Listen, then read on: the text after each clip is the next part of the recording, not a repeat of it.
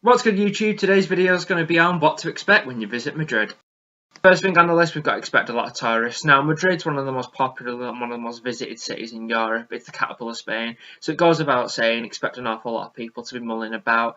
It doesn't really matter whether it's the winter or the summer. Madrid's pretty much busy all the time, year round. So expect an awful lot of people, whether you're visiting the Bernabeu or your favourite tourist attraction. There's going to be an awful lot of tourists there and about. So yeah, that's first on the list. Expect a lot of tourists. Next up on the list, we've got expect it to be really hot in the summer.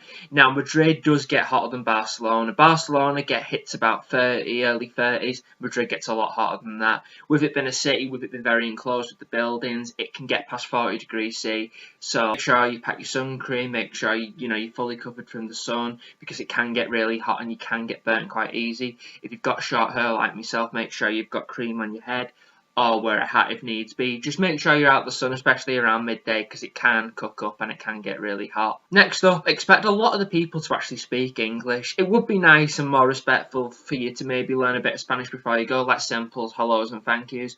But most of the people do speak English. They are used to British tourists going over there and visiting. And not just British, they're used to people all over the world coming and visiting. So the language barrier shouldn't be too much of an issue. But just to be respectful, maybe learn some simple, nice phrases, just to be polite and more respectful to the Spanish people. Next up, don't expect it to be actually that expensive. Now, I know Madrid's the capital of Spain, but it isn't necessarily the most expensive city in the world. Yes, you're going to find stuff which is more expensive than others, but it isn't one of them cities where everything's really expensive. You can find stuff that's cheaper than others. You've just got to know the right places to look. You're not going to go and spend a fortune. You can comfortably have a really good time and not particularly spend a fortune. So yeah, don't expect it to be too expensive. Yes, some stuff may be a bit pricey, but it isn't ridiculous. It isn't going to cost you, you're not going to empty your wallet. It isn't too expensive, and you shouldn't have any issues with that, really. Madrid's a fabulous city, and I see no reason why you can't go and have a really good time. It's definitely a place that's worth visiting,